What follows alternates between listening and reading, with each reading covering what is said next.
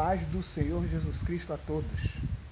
O apóstolo Paulo fez menção de um espinho na carne que ele tinha, que lhe causava muito sofrimento. Inclusive, ele sabia que esse espinho na carne é para que ele não viesse a se gloriar pelas excelências das revelações que Deus lhe concedia pelo poder do Espírito Santo. Porém, Paulo também fez menção, nesse mesmo texto, de um mensageiro de Satanás que lhe esbofeteava. E por esse motivo ele orou 3 vezes a Deus, pedindo para que Deus afastasse dele aquele mensageiro de Satanás.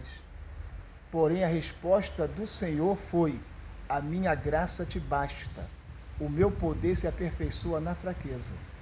Que espinho na carne era esse que atormentava tanto a Paulo? Lendo a segunda carta aos Coríntios, nós vemos que o apóstolo Paulo ali está defendendo o seu apostolado, porque havia um grupo de crentes na igreja em Corinto que não simpatizavam com Paulo, por Paulo ser um pastor doutrinário que zelava pela sã doutrina e pelos bons costumes. E havia um grupo de falsos obreiros que também não reconheciam Paulo como apóstolo. E essas pessoas atacavam Paulo, falando: Paulo, você não é digno de estar aí. Você, quando era do farisaísmo, conhecido ainda como Saulo de Tarso, você perseguiu a igreja de Cristo. Você matou cristãos, entrava nas casas dos cristãos respirando ameaças de morte. Você consentiu, Paulo, no apedrejamento de Estevão. E essas lembranças machucavam o coração de Paulo, porque pecado não traz satisfação, só traz dor e vergonha. Inclusive, Paulo reconhecia, ele dizia: eu me envergonho de um dia ter perseguido a igreja de Cristo. Mas ele sabia também que aonde abundou o pecado, superabundou a graça de Deus. E Paulo era uma nova criatura. Então ele orou a Deus.